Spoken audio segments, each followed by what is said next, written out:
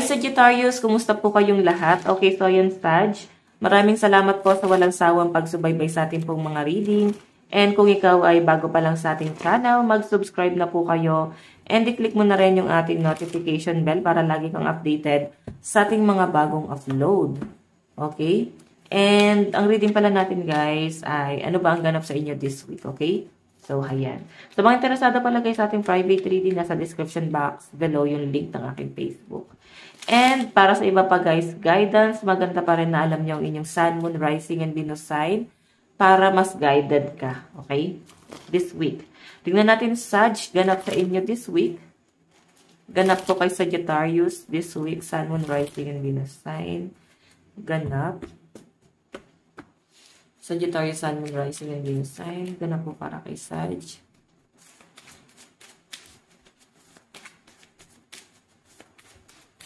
Okay. So, guys, meron tayong grounded, successful, business empire, King of Coins. So, nakikita ko naman kay Sag this week, parang nag-iisip ka kung ano pa ba yung pwede mong pagkakitaan, kung dapat mo pa bang i-pursue yung sinisimulan mo ngayon. Kasi tignan mo, medyo nag-iisip ka eh. So, iba sa inyo guys, parang nag-iisip ka ng mga side hustle.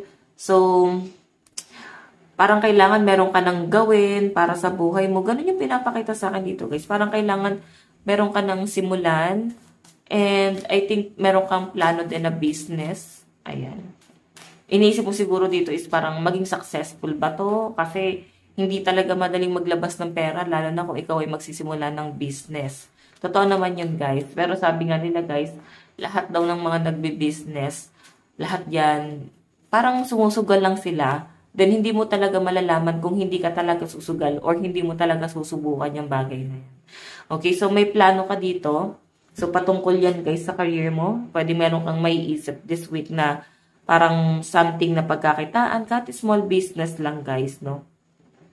Or kung ano man tong side hustle na to.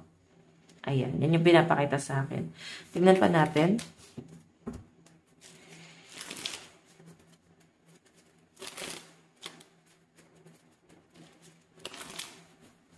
Okay. Sagittarius, Sun, Moon, Rising, and Venus sign. Ganap po kay Sag this week. Meron tayong ayan. So, mag-iingat ka daw guys ha. Meron ditong parang energy na may pagkamayabang.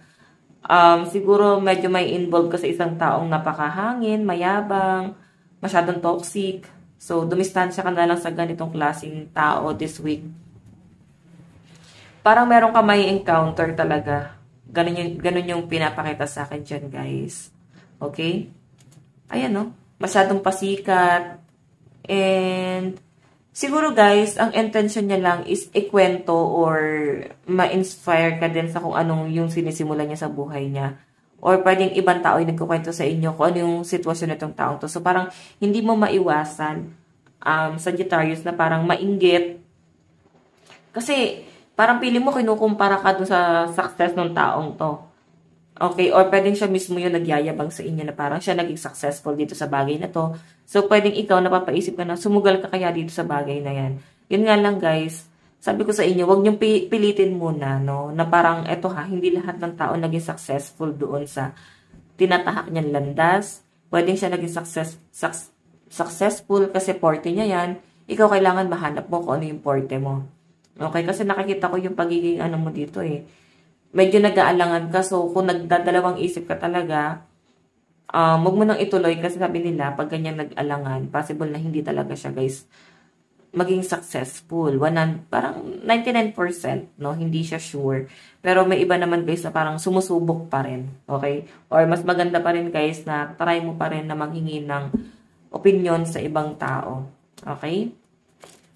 Tignan natin. Parang di ka na kasi desidido dito sa bagay na to, na parang kailangan mo ba siyang i-pursue? Meron ka bang tatahaking landas dito sa bagay na to? Ganon. Okay. Tingnan natin.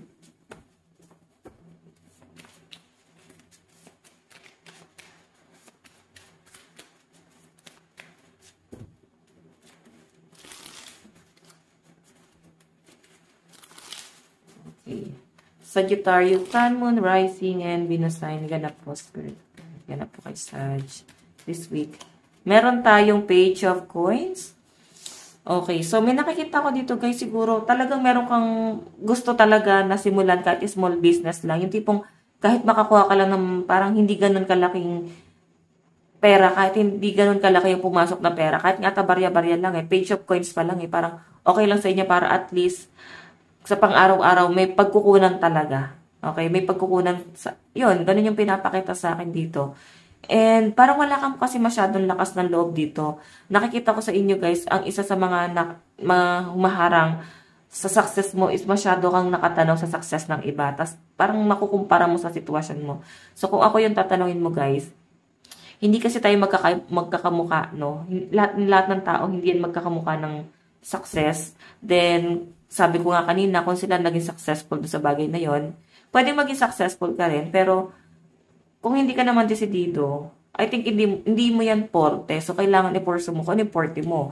May nakikita ko ako dito guys, pwedeng, ayan, may mga magko-clothing. Ayan.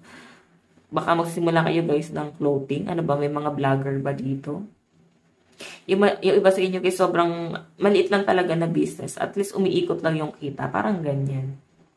Okay? Yung iba naman sa inyo guys, pwedeng bata pa lang kayo, business-minded na talaga kayo.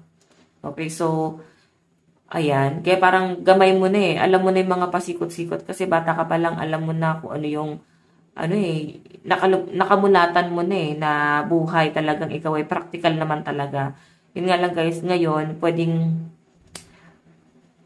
natitrigger ka lang or nati-challenge ka kasi, yun nga, feeling mo na pag-iiwanan ka. Okay, mapifeel mo siya this week.